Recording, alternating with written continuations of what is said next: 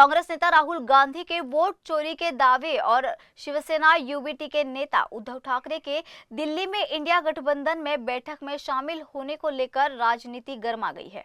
महाराष्ट्र शिवसेना शिंदे गुट के नेता और प्रवक्ता संजय निरुपम ने राहुल गांधी के फर्जी मतदान के आरोप पर कड़ी प्रतिक्रिया दी है।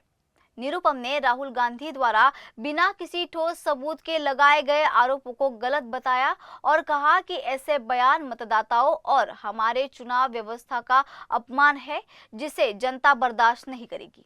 साथ ही उन्होंने उद्धव ठाकरे का भी तंज कसा है। बताया कि कैसे राहुल गांधी ने उद्धव को एक महत्वपूर्ण राजनीतिक अवसर पर भी पिछली पंक्ति में बिठाया। संजय निरुपम ने उद्धव ठाकरे की राजनीतिक हैसियत पर सवाल उठाते हुए कहा कि बाला साहब ठाकरे के दौरे में शिवसेना कभी किसी के सामने झुके नहीं थे। निराधार हैं।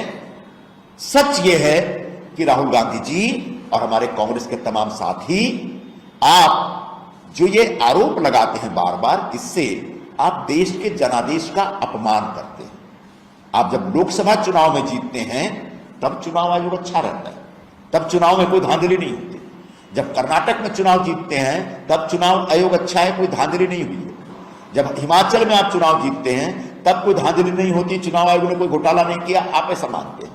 लेकिन जब हरियाणा में हार जाते हैं और जब महाराष्ट्र में हार जाते हैं तब आप आरोप लगाते हैं कि साहब चुनाव आयोग ने घोटाला किया और हमें एक साजिश के तहत हराया गया। यह जो एक कुंठा है, उस कुंठा से बाहर निकलिए और सच यह है कि आप मतदाताओं से जो डिस्कनेक्ट हो गए हैं, उस डिस्कनेक्ट के ऊपर ध्यान दीजिए। यह और कुछ नहीं, आप मतदाताओं का अपमान कर रहे हैं। हमारे नेता, हमारे पार्टी के मुख्य नेता श्री एकनाथ शिंदे जी ने कल ही